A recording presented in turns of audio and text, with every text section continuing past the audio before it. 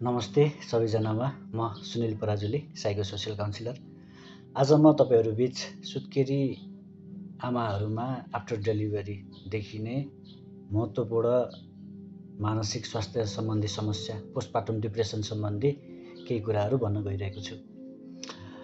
बच्चा जन्मिसकेपछि खुसियाली छाउँछ, उमङ्ग छाउँछ, रमाइलो लाग्छ।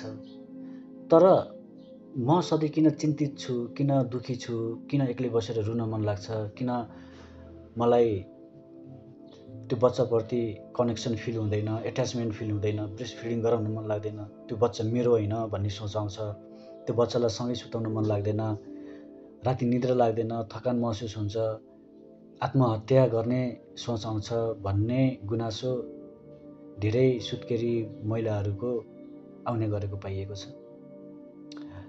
लामो पीडादायक शारीरिक सङ्घर्षपछि सुरु हुने यो मानसिक सङ्घर्ष हाम्रो समाजमा अझै पनि नाटकको रूपमा लिइन्छ।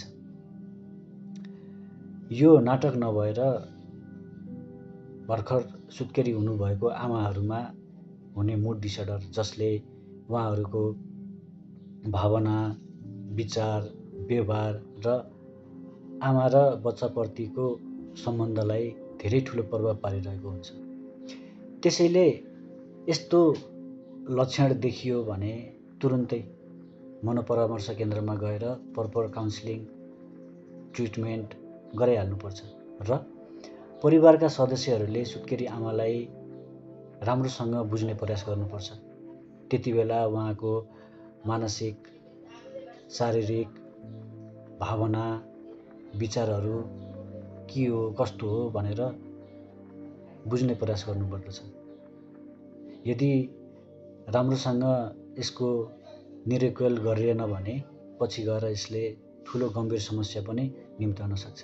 त्यसैले बेलैमा सचेत बनाऊ, सुत्केरी आमालाई प्रपर माया दिउँ, केयर गरौँ, उहाँहरूको भावना बुझ्ने प्रयास गरौँ। धन्यवाद।